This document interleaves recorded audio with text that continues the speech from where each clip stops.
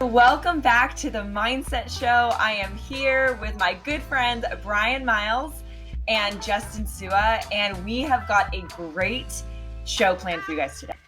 So first question, as you know, we like to start with a tabletop question, and these are fun questions. Nobody knows. Brian and Justin do not know the question before I ask. So I'm going to start with you, Brian. And the question is, would you rather be, and this is a funnier side of the question, would you rather be a giant rodent or a tiny elephant? Oh my gosh. What would you rather be? We've really shifted on these tabletop questions. I am going Listen, I know how society views rodents. So I am a pleaser and a man of the people. And so I will be a tiny elephant. I think being small, you can get into places that you normally wouldn't be able to, maybe see some things, hear some things that maybe you wouldn't be normal to or privy to. And who doesn't want to be an elephant? You have a trunk, and I think it's pretty cool. But way to really shift those questions there, Lauren. Holy cow. I love it. Yeah. Just saying, I feel like a lot of our tabletop questions are really serious. So I felt like we needed something light in the room. You know what I mean? Great choice. Great. I'm the same way because I'm thinking how people will view not just rodents, but a huge rodent. It's like, what are people going to do to that thing? Yeah, I'm with you. Like, and people would love a small baby elephant. Just, yeah, exactly. It'd just be more. People would enjoy it more, and people would do less harm. I think they'd protect a small baby elephant than try. I don't think they're going to try to protect a big, large rodent. And so, yeah, I'm more the elephant. Facts. And speaking from a female perspective, we like, I don't know why, but females, like, we like miniature things, like small, tiny things. So like, we would think that is so cute. Just saying. Okay, awesome. Well, thanks for playing along with me. I know that you guys were not expecting that. And that's what tabletop questions are for. Real life, in the moment reactions to them. Okay, so we are going to dive. Okay, now we'll get to the serious stuff. All right. And we'll get to the questions that you are here for. And so we're going to dive into today's show. And the first question that we have is, how can I help strengthen my team's resilience? And Justin, we'll go ahead and start with you on this question. Yeah, I think it's a great question. By the way, a lot of people who are listening to this are either coaches or business professionals or team captains and even parents. And I think immediately when you ask that question, how do I help strengthen my team's resilience? I think, how do you strengthen my own family's resilience? How do you strengthen your group's resilience? And I'm just going to start with modeling adaptability. I think resilience and adaptability are so close. They're next door neighbors and share sugar. I think there could even be mistaken one for another, or even compared one for another. But adaptability. I think if you want to strengthen your team's resilience, you have to model adaptability. You have to learn from your failures, the way you talk, the way you act, the way you respond to stress, the way you respond to things outside of your control. I think that plays a huge role in enhancing resilience. And I think going along with that, it's naming it. It's saying this is resilience, and also articulating what resilience is not. I think a lot of times we live in this this time where we got to be tough. We got a mental toughness and rigidity and strong. And I think in our pursuit for toughness, we conflate that with, or we mistake that for flexibility. Sometimes resilience is crawling to the next day. Sometimes resilience is barely making it through, just barely getting to just struggling. And that's resilience too. I think so. I said a lot of things. I don't know what people are going to get from that, but that's kind of what jumped to my mind. So good. First of all, Brian, my what you goodness, got? Justin, just really feeling it today, man. I love it. It gets the people going. It gets the people going. You're welcome. You're welcome. So I do think like the idea of naming it is really helpful. And the idea of rigidity, I think, is such a prevalent thing in our world today. And again, it's for all the good that social media brings, I also think that social media, because of like the short snippets that we see and the short number of characters you can put in Twitter and so on and so forth, it's like there's oftentimes a lot of like questions afterwards with like what you read, and you're like, wait, is that what it is, or is there more to it? And so again, the main thing that I think about as we look at it from a team perspective is like, how do we model the behavior, and how do we sort of redefine and restructure what resilience looks like for our team, recognizing that like resilience is cultivated, right? It's not just by design, like it's cultivated. You have to do things about it. And I think that as we start to think about like how we reshift and rethink about what that form looks like, and again, that's how we name what resilience is for us. So like for our team, like can you help your teammates understand that being resilient means showing vulnerability, right? Like that's a strength, not a weakness. Can you say that like humility is a form of resilience for us, that rest and recovery is a form of resilience for us, that asking for help is a form of resilience for us? And like you said, Justin, like some of those things based off of what we read or see or think about is like, that's, oh no, like you could sleep when you're dead, or like, oh no, like come on, rise and grind 4 a.m. to 4, like, 4 a.m. Like, let's just work for 24 hours. It's like, no, that's not how we get the best out of ourselves. So how can we go about finding ways to reshape and again, it's for your team. What does that look like for you? Everyone's environments are different. And I think that there is no cut and dry answer for how resilience is done as a team. But if it makes your group go, then that's your team resilience. But model it. You have to show it. So if I'm going to tell my family, like Justin said, that like we're here and we're present, I can't be looking at my phone at dinner time. I can't. Like you have to set your conditions to be able to be successful in that realm. Oof. Dang. Like you guys are bringing the heat today. I just need to stop and say that really quick. Wow. Like so insanely well said. And I think, when I think of resilience, I think that it comes in so many different forms, right? Like you guys just spouted off like 10 different forms of resilience. And so I don't necessarily think that it's just it's one way or the highway, but when I look at resilience, I think back to somebody that modeled it for me. You guys keep talking about modeling, and my mom is a model of resilience. And the one thing that she would always say to me is she would never make me feel bad for being upset or feeling stressed, but she always brought this idea of acceptance. And I think resilience also, to some degree, requires some acceptance of what we are being faced with, what our circumstances are, what our choices are, because in some circumstances, our choices might be more limited than we had wanted.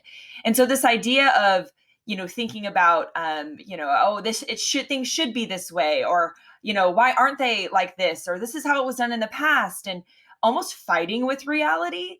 That's where I really learned how to accept it, is because I used to fight it so much that when I learned resilience isn't about pushing against, it's about actually going with a lot of the times. And so that's where acceptance fell in with me when it comes to resilience. And I do think that you said, like you guys mentioned something, that it is personal. And I know for me, I did really well when people were like, Lauren, this is just how it is. You've got to deal with that. But for some people on your team, that's not a good way to speak to them about resilience. It may be with a little bit more empathy, and it may be with your arm around them. So I do think that resilience comes in all different shapes and sizes. And like you guys said, it does start with modeling. And I had an incredible model for it. And a big piece of that came with this idea of accepting what our reality is and then being willing to work within that. Lauren, when you were talking, you reminded me of Sarah Blakely. Sarah Blakely, the CEO of Spanx, one of the first self-made female billionaires in the world. And she tells a story about her father and how her father helped her cultivate resilience as a CEO, entrepreneur. It takes a lot of resilience. And when you were talking about your mom, Lauren, it reminded me the story that she says about her dad, and how when her and her brother would come home from school, her dad would always ask the question, in what did you fail today? And how did you fail today? Just to celebrate their failures. And what was interesting is when she would say, oh, I didn't fail today, her father was like, oh, then you didn't try.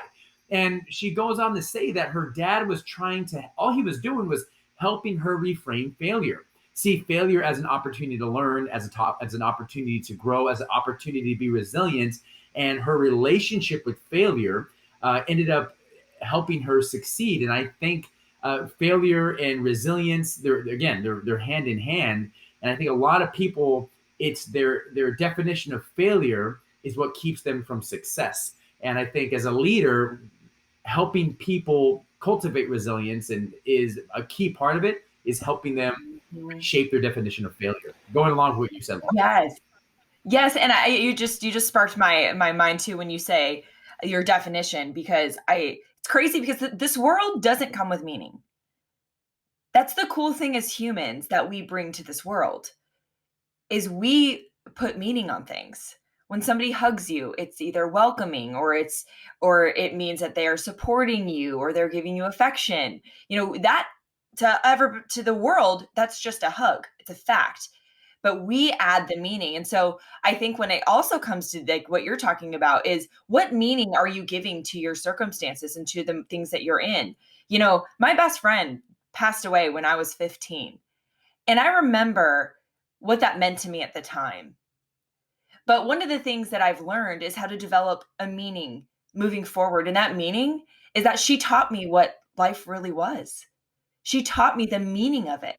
And so I think that no matter what circumstances you're under, sure, the meanings may be really difficult right now, but don't be afraid to adjust that meaning, to choose something that is actually going to help us move forward. And I know it's not lying to yourself, it's not pretending, but it's choosing a new perspective that Yes. you believe to Yes, be yes, true. yes. And I mean, I was gonna chime in. Well, so I think like acceptance. So I think acceptance and failure at times can get a bad rep, but I also think failure can get glorified. I think actually, particularly in the field of mental performance, where people are like, Mm. failure is an opportunity, like, and it's like, dude, failure sucks. Like, can we just all agree on that? Like, it's not ideal. Like, it's not what we want. It's not fun. It's not comfortable. It's not enjoyable. And I think that same with acceptance. Like, acceptance is like, yeah, just everything's fine, guys. Just bury your head in the sand, accept that it's to happen, and let's just move on. It's like there is so much uncomfortableness and components of grittiness to get through those experiences. But like,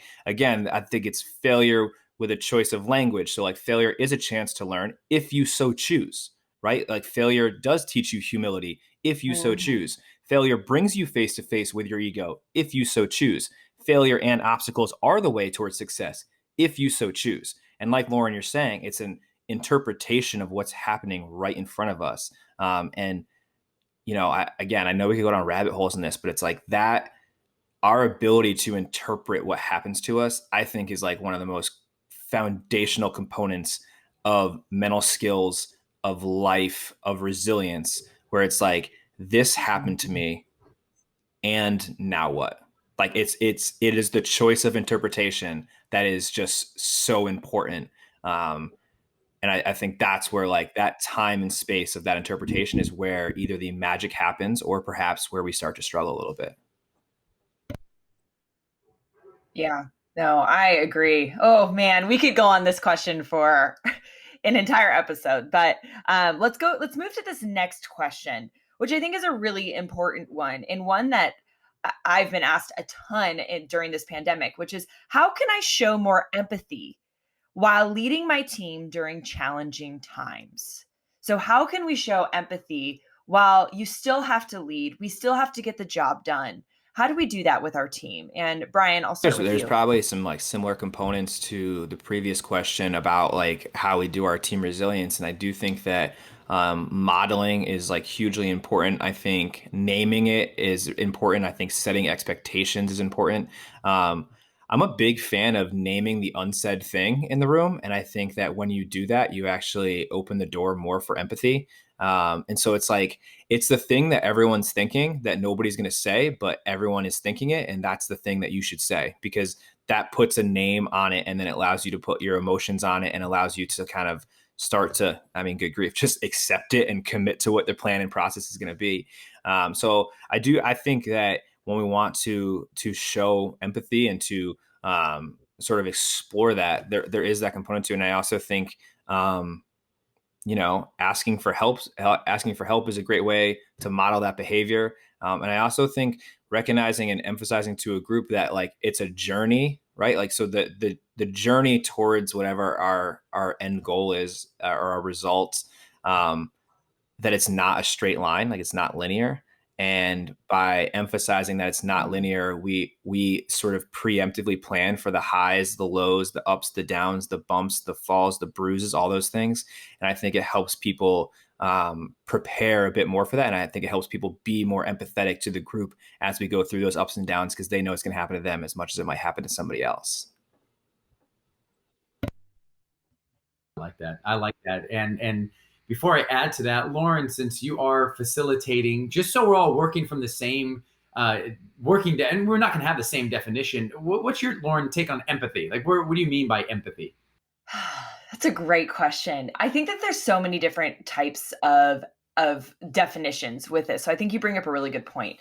But when I think of empathy, I think of being able to understand where this other person is coming from, where the team might be coming from, their perspective. And so when I look at empathy, I actually think empathy has a lot to do with knowing your people on your team and knowing that what they need in terms of empathy. Because for some people, they're going to need a lot more, maybe a lot more like sit down one-on-one discussions. For other people, it might be like, hey, like empathy might look more like just checking in with them and seeing how they're doing. So it just really depends, I think, on your relationship will guide empathy, in my opinion. But I'd love to hear your perspective on it.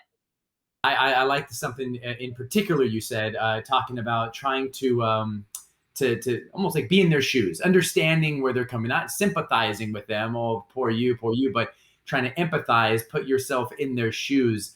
Very difficult to do, as we understand, which is why I think this is such a good question. I think the true great leaders are asking how to do that. And for I think you guys know me, one of my favorite strategies or mental models to use to solve problems is inversion, turning questions on its head. And as I think about this, the first question that popped in my mind is how can I be terrible at empathy? How can I block empathy? And I think about, there's a gentleman named Michael Sahorda. He's an executive coach and author, and it reminded me, I read an article that he wrote back in 2020, and he talked about 3 things we can do to block empathy. And he said the first one is to compare our problems to them. Theirs. Oh, that's your problem. Oh, listen to my problem. Oh, mine is way worse. Or this is, and so obviously, and we do that. We do that to our friends. We do that to our loved ones. We do that to people we're close to, thinking that we're helping, but we're not. It's trying to get them to keep things in perspective. But the reality is, no, you're not. You're blocking empathy. Number 2 thing we do is tell people how to feel. If you want to block empathy, tell them how to feel. Oh, just be positive. Just lighten up. Hey, just my biggest pet peeve. Right. The worst. Like, why didn't I just think of that? Like, oh, thank you for solving it. Right, exactly. And so this is way number 2 that he goes on to say, hey, this is how we inadvertently block empathy. And sometimes it's coming from a good place. Hey, just be positive. Okay. And then number 3, he says, is trying to fix it. Sometimes we mean very, very well, and we want to come in and give strategies and techniques. Well, have you done this? Or what about this? Where empathy, he goes on to say, is just listening. Sometimes it's saying, you know what? That does suck. I'm sorry. I'm sorry you feel that. And then just sitting in it and suffering with them and feeling it with them, and sometimes saying nothing. And as a person doing that, I like to fix. I like to tell people how to feel. I like to do put things in perspective. And then you feel uncomfortable. You're like, and then you leave. You're like, I did nothing. I just sat there and listened in silence. And sometimes that helps increase your capacity to be more empathetic for other people. And don't you think that part of empathy is knowing where you block it? Like you just said that? Like part of empathy is knowing where you block. As I am like you, Justin, I think a lot of people in our field probably feel this way, is we came into this field because we want to help people. And sometimes listening and not doing anything doesn't feel like help. And so I think part of increasing your ability to be empathetic towards your team is also recognizing maybe where you block it. And that just was a thought for me when you just started talking about those things, because I'm like, yeah, that I'm totally a fixer. And I know and I actually have received it from my husband too. And any couple out there, you're gonna totally relate to this. It's when you want to come home and you just want to vent, and your partner just starts talking, just starts fixing it, and you go, "I just want you to listen." Yeah, we've all been there. And my husband now, like, he has totally learned. He goes, "Do you want my opinion or do you just want me to listen?" And there are days where I'm like, "I'd love your opinion." And there's days where I'm just like, "Listen." And he's like, "You got it." But we've been able to now ask that question. And so maybe if you're somebody that tends to jump in and fix, that even could be a question to ask the person. Is this something that you want my help with, or is this a time where you just want me to sit and listen? And I know for me, it really helps me decipher even what I need in the moment. And sometimes I haven't even thought about it prior to coming and speaking to that person or venting to them. Yeah, I love it. So you guys kind of made me think a little bit about the idea of, Justin, like you said, like where we kind of just like jump right in or we compare problems and things like that. Um, I know this is like slightly flipped, but like I think we also do that not just on the bad stuff, but the good stuff too. And like when we worked for the army, it was called being a joy thief, and it's when people bring you good news, right? And again, like how many have we talked about hunting the good stuff? We do it at the end of every show. We talk about the negativity bias, right? Like good stuff is at a premium these days, right? And so when somebody comes and shares their good news for you, to you, like they've chosen to bring good stuff to you, and we are a thief and we steal the good stuff by being like, oh yeah, like, cool, like let me tell you about this that's happening with me, and all of a sudden we just like completely shift the conversation to us.